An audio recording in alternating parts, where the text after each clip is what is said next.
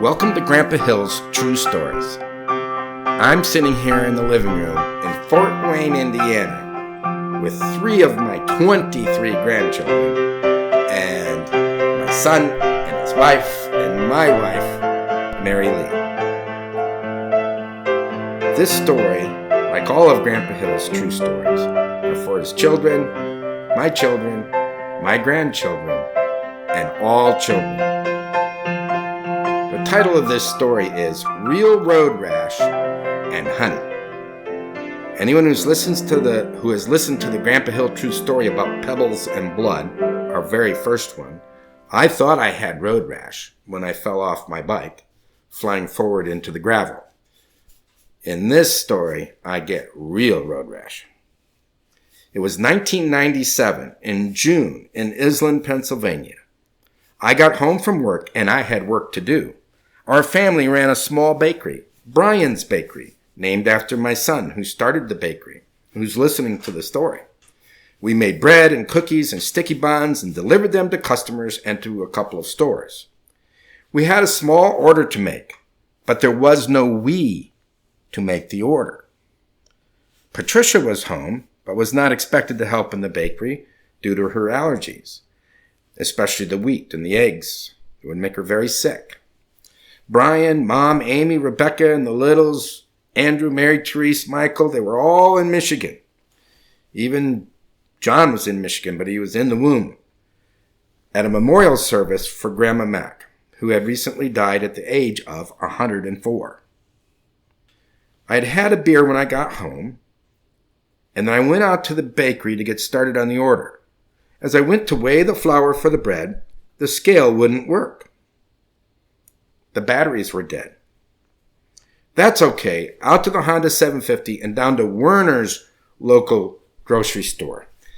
Julie Werner would sell me a couple AA batteries and the baking would get done. I grabbed my helmet, started my bike, and rolled it back a few feet and was off. I was down through the dip and was starting the mile-long trip down the hill. At the first turn, I went to lean the bike gently into the first turn, and in the bend in the road, and the bike jerked and started to wobble. I looked down at my feet. There was the kickstand. I hadn't put the kickstand up. I was going about 45 miles an hour. I had about 1 second to decide, drive off into the ditch and trees, or try to lay the bike down. I didn't know how to do either. I proceeded to try to lay the bike down. I was going to lay it down into the kickstand peg, hoping it wouldn't flip me off into the air. As the peg hit the pavement hard, the bike was already off the road. I guess I didn't have a full second. As the bike went down on the shoulder, I was thrown forward, head first, toward the pavement. My helmet hit first, then my back. Then I started tumbling like a weed in the wind, landing on my back, laying on the double yellow lines of the turn that I never made. Staying on my back, I started to inch my way in excruciating pain to get to the edge of the road. When I got to the edge, I rested.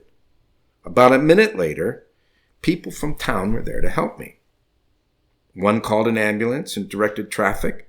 Another went to get a trailer to take the bike back home. It's less than half a mile to get home. Eventually, I was on a stretcher, then in an ambulance, still in a lot of pain. There was a discussion about how much pain medication to give me. The hospital answered back to the ambulance, no pain medication. My vitals, like blood pressure, breathing, whatever else they're measuring, wasn't good enough, and they were anticipating me going into shock. In the ambulance, I was taken back up the hill to the Island ball field. A chopper had been called. I could hear it approach. I was loaded up and flown to UPMC in downtown Pittsburgh. Unloaded, I was taken to a trauma room and needed to get x-rays.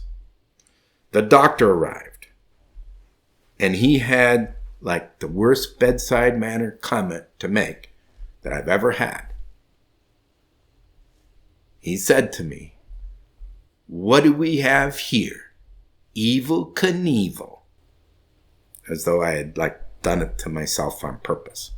I wasn't just stupid. I was also trying to do this. I wanted to hit him. That's the truth.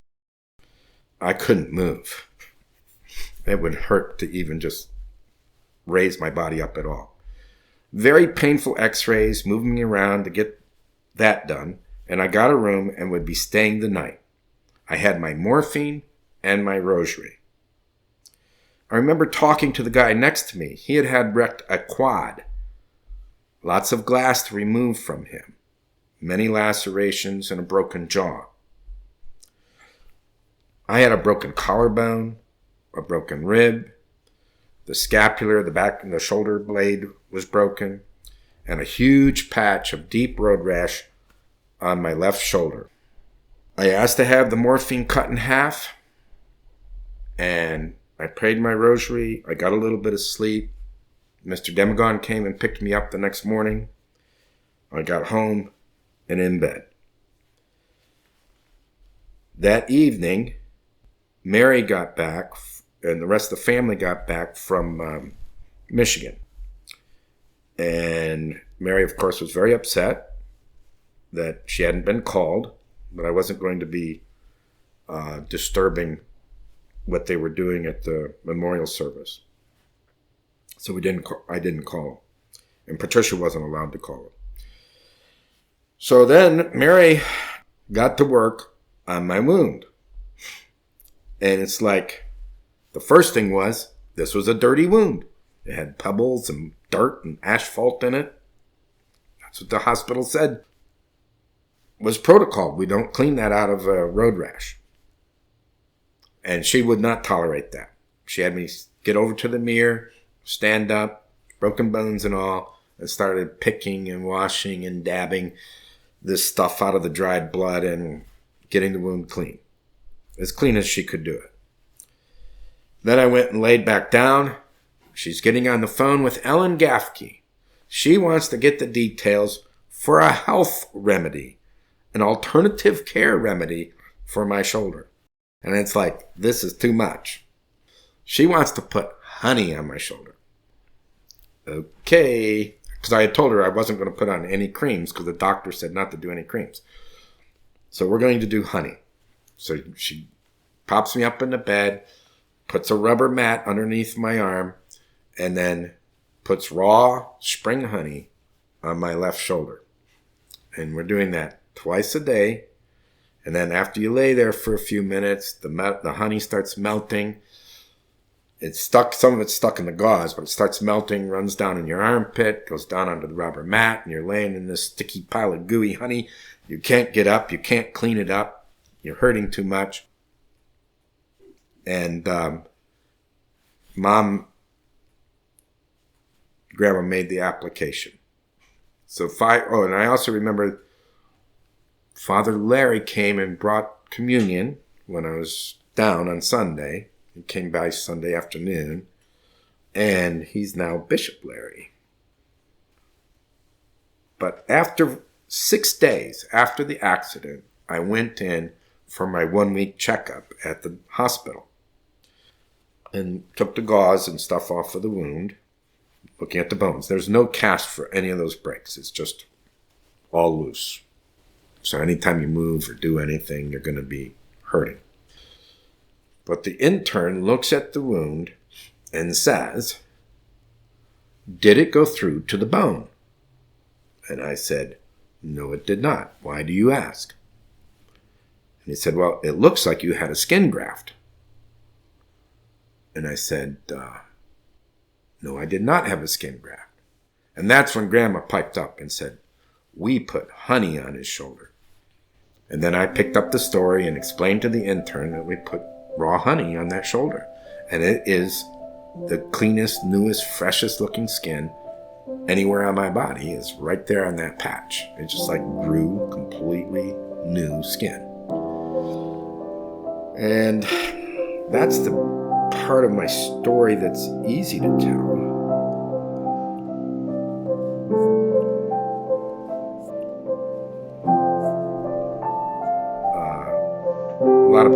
ask me after that, like, why are you still riding after you wreck your bike like that? And I kept riding I gave that bike away. I kept riding a smaller bike for a while. And I also went to a riding class, which I should have went to a riding class in the beginning when I was riding on my permit and I had my rack. Went with Uncle Michael. We took a class together and I learned.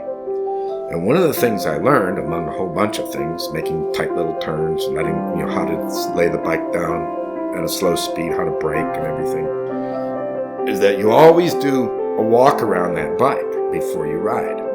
You always check over the bike and be purposeful about your ride. Doesn't mean you don't have fun, but you always check out the bike. You never just start it up and go. Not even for a short ride, like down to the local grocery store. That's only a 1.2 or something mile trip. And I had my wreck in the first half mile, thinking that everything's okay. I was just completely oblivious. I just hopped on the bike and left. And they tell you specifically, don't do that. You just don't know. I'm not saying I would have caught the kickstand, but I think I would have, because every other time I get on the bike, I do the kickstand. The only time I ever didn't. I just hopped on the bike and I left. Later, I did quit riding, and Grandma never asked me not to ride. She had a really interesting technique. She would come out to the bike as I was getting ready to pull away. She'd bring me my lunch or whatever, she was coming out to say goodbye, and she would be crying. She wasn't really using a technique. She was just so sad and scared about losing me on that bike that I quit riding the bike. And then I quit riding the scooter too that I had.